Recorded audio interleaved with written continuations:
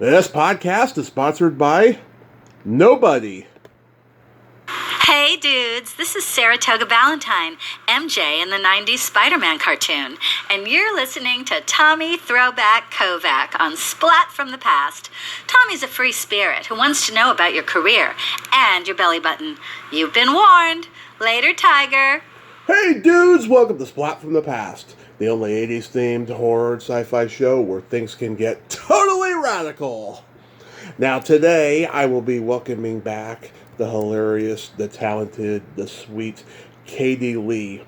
Katie, of course, has done voices for so many great cartoons, including Rolf in the Muppet Babies cartoon. And she's coming back on today because she wrote a children's book about struggling with codependency, a topic that I really would like to explore on the show. It's called The Itty Bitty Book of Codependency, Keep the Fun in Dysfunction. And we're going to talk about that today. It's brand new. Like within the last month or so, it's come out. And she's got a great podcast that streams on YouTube. And she's got a Patreon. It's called Tell You Later, where her and her co-host, or sometimes a guest, they just talk about, the struggles of life and the meaning of life and anything random that comes into their heads, and it's so thoughtful and hilarious and poignant at times. I recommend people go watch it on YouTube, and it's going to be a great conversation. Katie is an absolute sweetheart, and I love talking to her. So yeah, here is my new interview with Katie Leigh. So let's get into the Itty Bitty Book of Codependency, Keep the Fun in Dysfunction. Great title, by the way. I don't know if my parents would have given me this book when I was a kid, but I'd like to... It's not a kid's book. Yeah, I know. That's what I mean. But I'd like to start by asking you, what motivated you to write a children's book about a very controversial and tricky subject like codependency? Well, like I said, it's not a children's book. Oh, okay. So it's really for adults. Yeah. So I want to clear that up right now. Even though it's cartoons and it's illustrated, it's drawings with captions, it's really for adults like me who have short attention spans but enjoy, Yeah. I like books like that, kind of get to the point, give you something to think about, and you don't have to read a lot. The captions say stuff, and so do the drawings.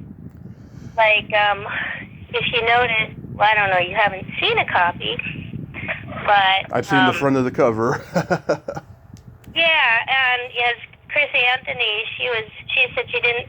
Chris Anthony Lansdowne, my friend who was the original voice of Barbie, Mm-hmm. She said, I didn't know you were writing a book, and I let her have it. She says, wow. She says, this is powerful in a very simple way.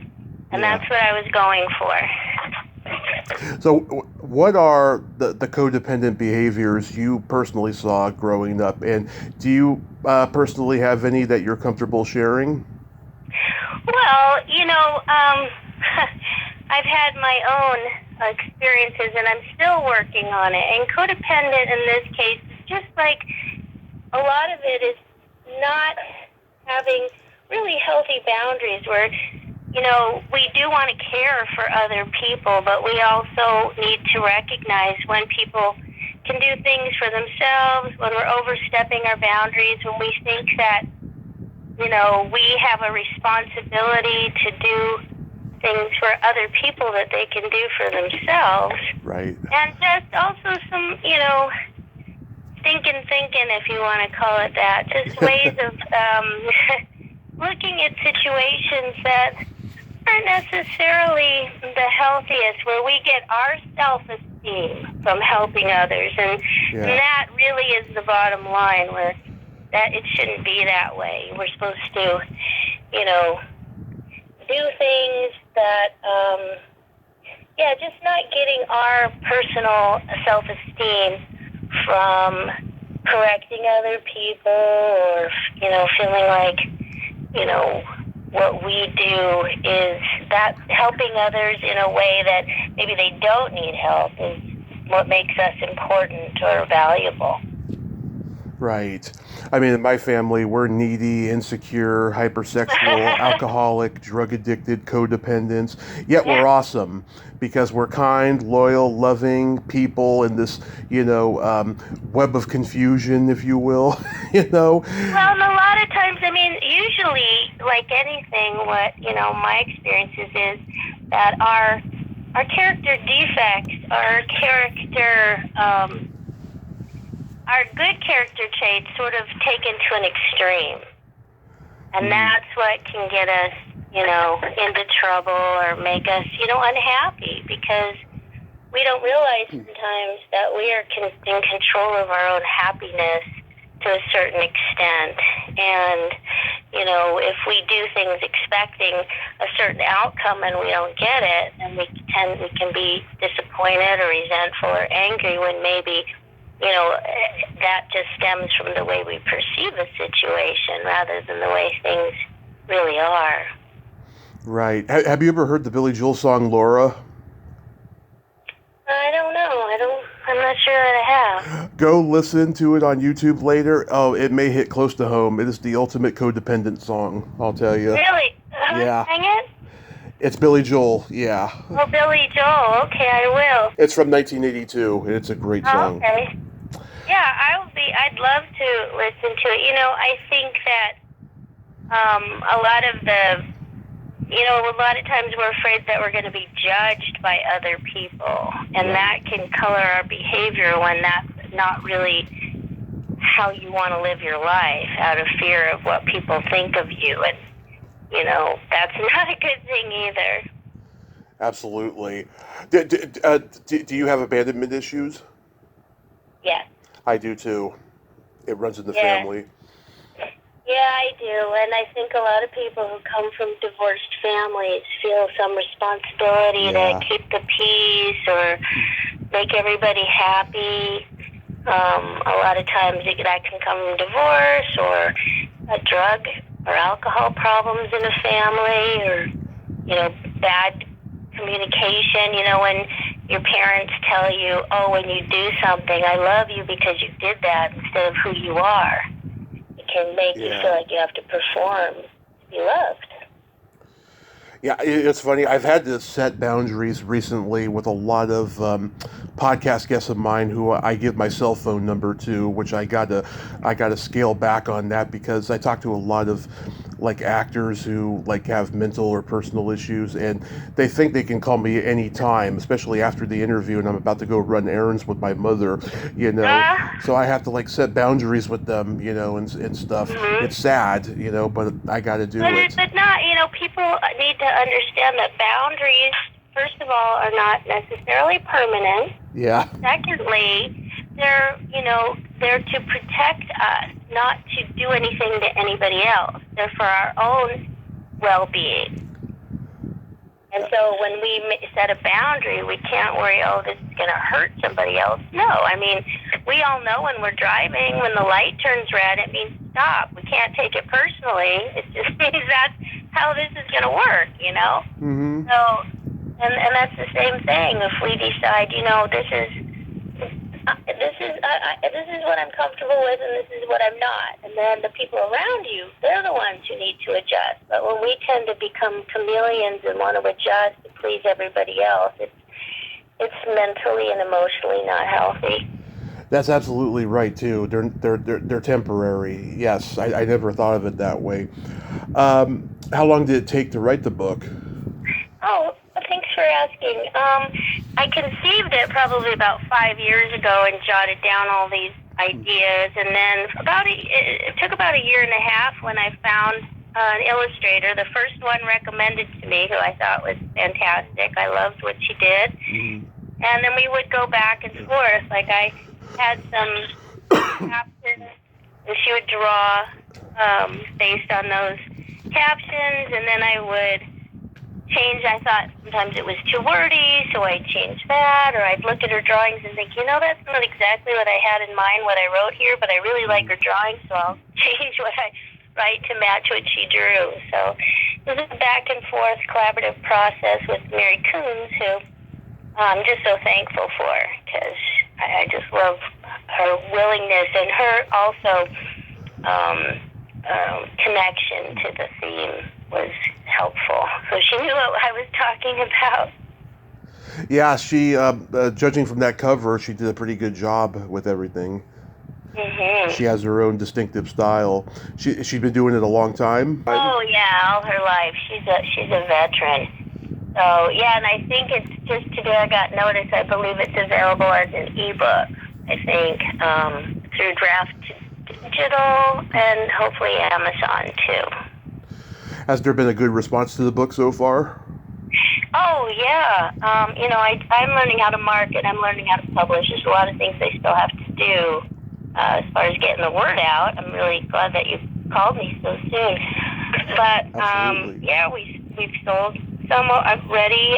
My goal, of course, is to get it out in bookstores. So that's what I'm working on. But every time I show it to somebody, there's some drawing that touches them or puts a smile on their face or a little, ooh, that hits home kind of reaction. But everybody seems to really appreciate it who I've shared it with. Mm-hmm. And you've written another book before, right?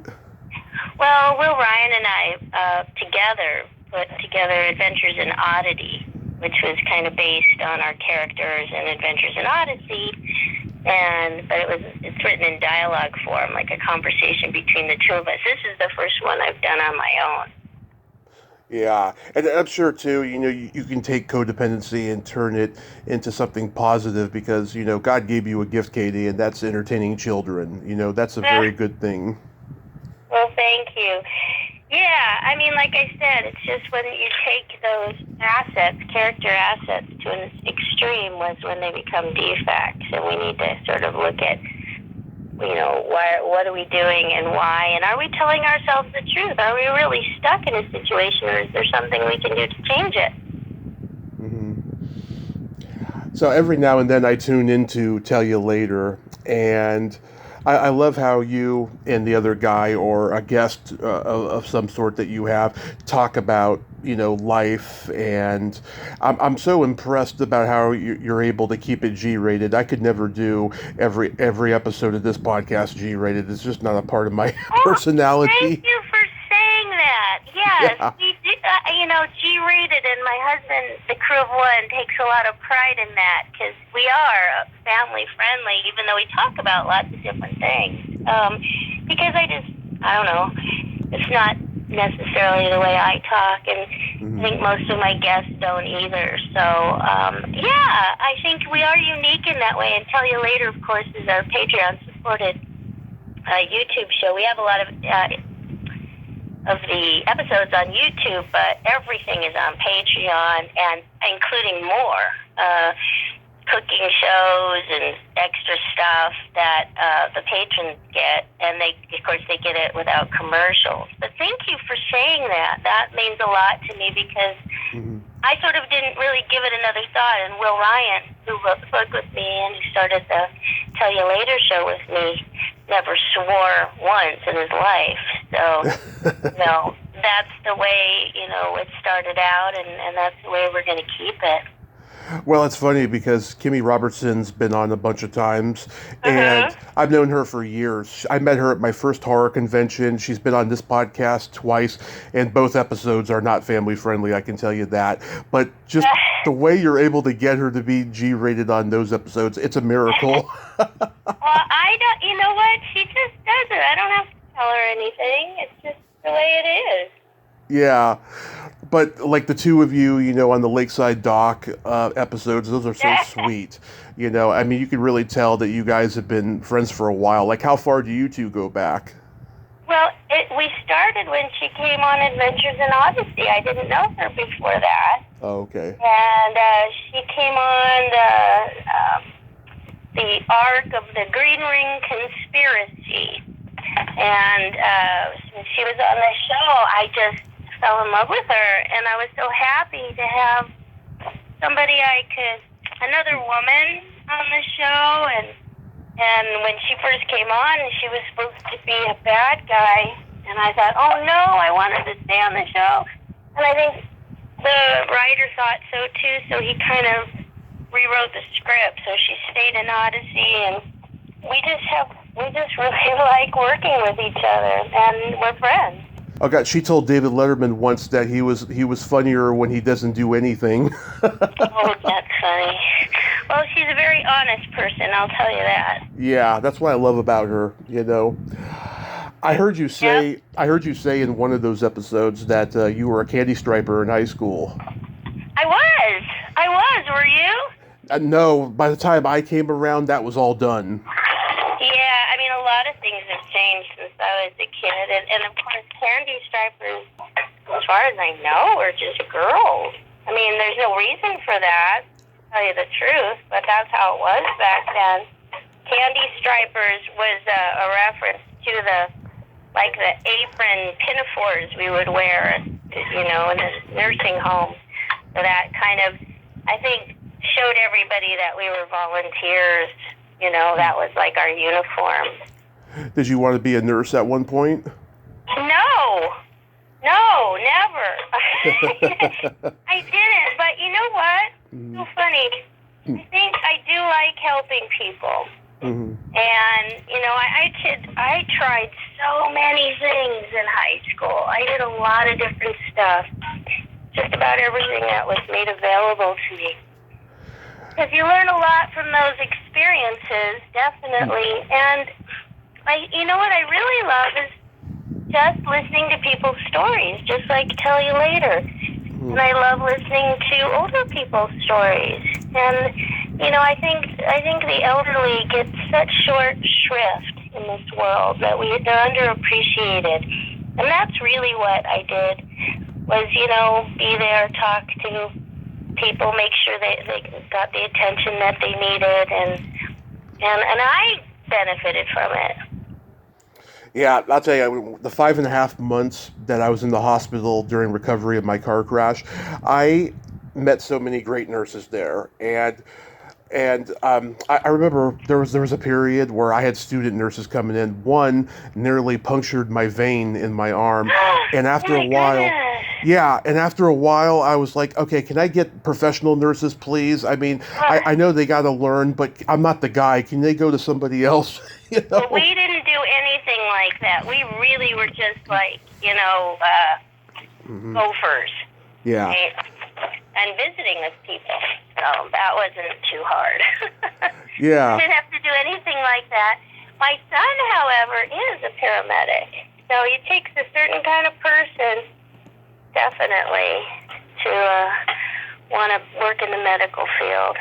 Yeah, one thing I'm really impressed by with nurses, though, they have a high tolerance for stinky smells. Because I'll tell you, I couldn't shower for almost 6 months, and like when I was in there, the smells were so awful. I was like, how do they do it? How can they tolerate it? Yeah, I mean, kudos to anybody going into the nursing profession, because it's especially tough right now. They don't get enough help, and they got to do a lot of things on their own.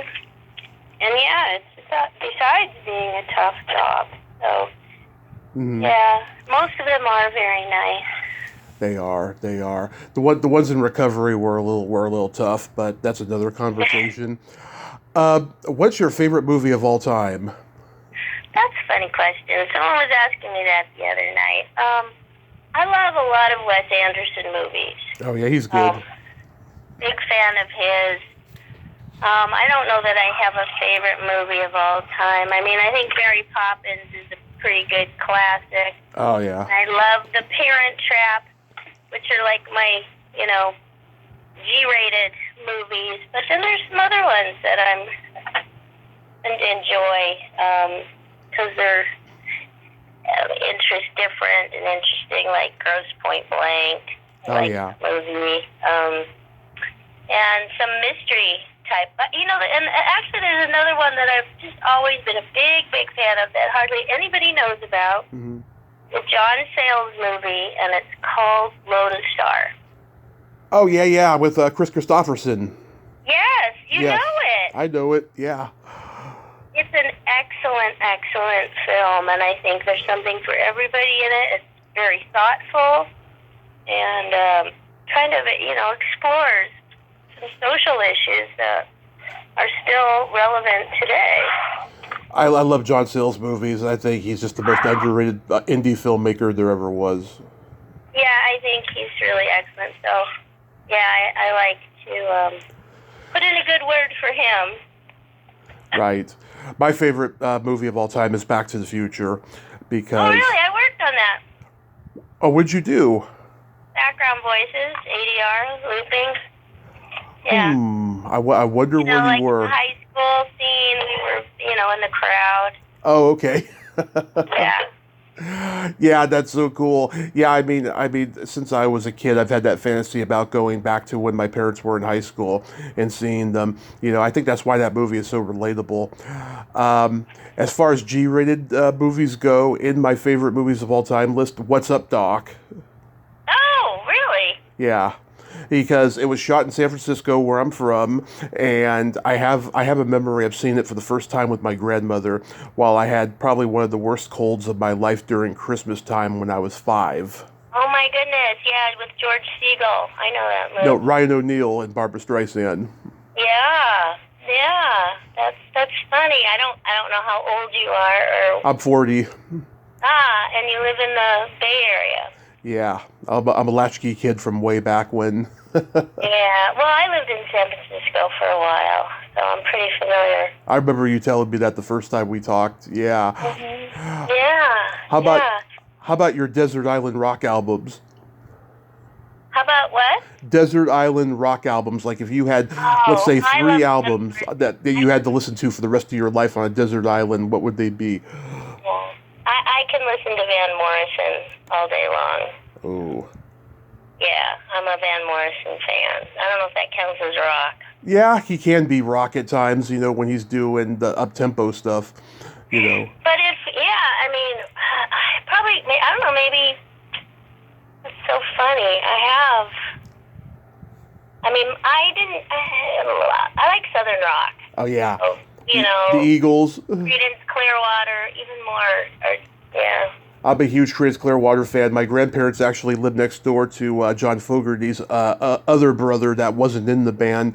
And we had to stay at his house while we were visiting one time because a fire broke out. Oh, my goodness. Well, that's a neat story. Yeah, and he barbecued us hamburgers and everything. Nice guy. I was 7. I didn't know who John Fogerty or Creedence Clearwater was yet. Mm-hmm. Yeah, and then when I came home, I turned on MTV and the Center Field video was on, and then my dad says, "You just stayed at his brother's house." Oh, that's so funny. Well, yeah, we saw John Fogerty last year in concert. It was the best concert ever seen. So it was so good, and he's like almost 80. It was the first concert of his you'd ever seen? Yeah. Nice. Yeah. Nice. Yeah, I mean, I love all different types of classic rock, If I had 3 albums that I could listen to the rest of my life, they would be The Doors' first album, Van Halen's first album, and the Go-Go's first album, because they each represent different eras of rock in L.A., Oh, that's interesting. My husband is in a Kiss tribute band. We just came from Kiss? Chico last weekend. Yeah, he played at the casino up there. Mm-hmm. Nice. Oh, yeah. Going back up, I hear, in a couple weeks to Yuba City, so maybe you can go see him. Yeah, because I just moved to Modesto, and it's possible, I could get a friend and come down and see him, Yeah. I'll find out what casino it is. I don't think he even knows yet, but yeah, they're gonna drive up there. I think it's a Friday night. Awesome. Yeah, I'm a big Kiss fan too, and it's funny. They probably have been smart about merchandise more than any band in history. Yep, that's for sure. Well, their band's called Kissed Alive, and it's a tribute to Kiss. Kiss Alive, of course. I love those albums. Alive. Even though there's a jury out on whether or not they're really live or they were, in the studio and then dubbed live. No, well, this is called Kissed Alive, is the name of the band. Okay. Yeah. So have you gotten any conventions lately? Yeah, I was in Pennsylvania for RetroCon, and that was fantastic because there's since the Dungeons and Dragons movie came out, they put, and I worked on the cartoons, they had like a callback to our original cartoon characters in the film. There's live action people dressed as the cartoon characters. So now all of a sudden there's a big I was at San Diego Comic-Con in June. We did a panel for Dungeons and Dragons 40th anniversary. We have a Tell You Later episode about that. I don't know if it's come out on YouTube yet, but it was on our Patreon site. Mm-hmm. And Curvewell filmed the panel. And that was great. And now Hasbro's making all these toys that we didn't have 40 years ago when we came out with the show. So you weren't even born yet. Yeah. 40. But I watched it, though. What? I watched it when I was like 3 or 4.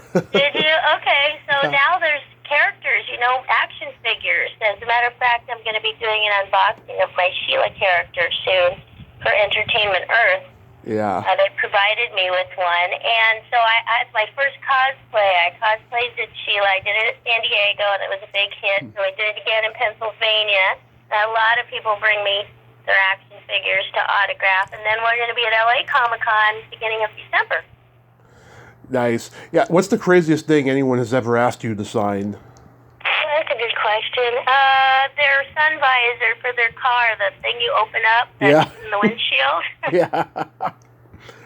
I know you're lucky because the horror movie people, they have to deal with body parts or tattoos and all that stuff. Yeah, no, that's not for me. I'm glad Kimmy can do it. It's not for me. Yeah, I don't understand that at all. I mean, I get 8x10s. I bring a poster or a DVD or a VHS or something, but I don't do that stuff. Well, I will be bringing my books from now on, and of course they're going to get a good deal at the convention. I'll be at LA Comic-Con. I'm going to be at the TLC booth. They actually a guy who makes these great tea combinations that are like Pirate's Peppermint or Sea Witch, with Ursula on the cover, and the Forest Fairy with the witch from Snow White, a different kind of tea blends. I'm going to be at his booth. Mm-hmm. And I also just found out I'm going to Planet Comic-Con in Kansas City next March. Oh, nice. There's a series of cons I go to. There's a couple in the Bay Area, one in Idaho, one in Vegas, and one in Portland. And the promoter has been on the podcast. I should mention your name to him because his cons are great. Oh yeah, and we do panels because Willie Ames, he and I did a panel for Dungeons and Dragons back in, I don't know, a few years right before COVID or the first year, 2020. And he and Donnie and I are, happy to come together and do a panel or on our own. So put in a good word for me because I love going to cons. I love meeting, the fans and hearing their stories. It means a lot to me. Oh, yeah. I mean, like I told you the first time, I'm a huge Muppet Baby guy, so it's always been like a huge part of my life and stuff. That's because you're so far out, man. So do you have any projects you're working on in the hopes that, they'll come out when the strike is over and everything? Oh, well, you know what? The animation contracts are not affected right now by the strike. So, I'm in a new series for Answers Television, and I just posted about it on Facebook. It's called Lily's Lab, and it's the voice of the dinosaur, and she explains science with questions about creation or things on Earth and regarding what the Bible says about it. So that's the type of show that is. It will also be G-rated, and that's coming out November 7th. It premieres. I'm excited about that. Oh. And trying to think. Some things I do. Oh, the garden cartoon with Witch Hartman. I'm working on that, and then I, of course, do a lot of e-learning stuff for people. So people are in school and they'll write to me, "Is that your voice?" Khan Academy Kids is one of my clients. I can confirm it is her voice. Yeah, exactly. I have So, one. yeah, we're still working on Adventures in Odyssey, too. And, by the way, speaking of Adventures in Odyssey, I don't know if your fans are familiar with it, but if they are, we will be celebrating next summer, August 1st, in Colorado Springs, our 1,000th episode.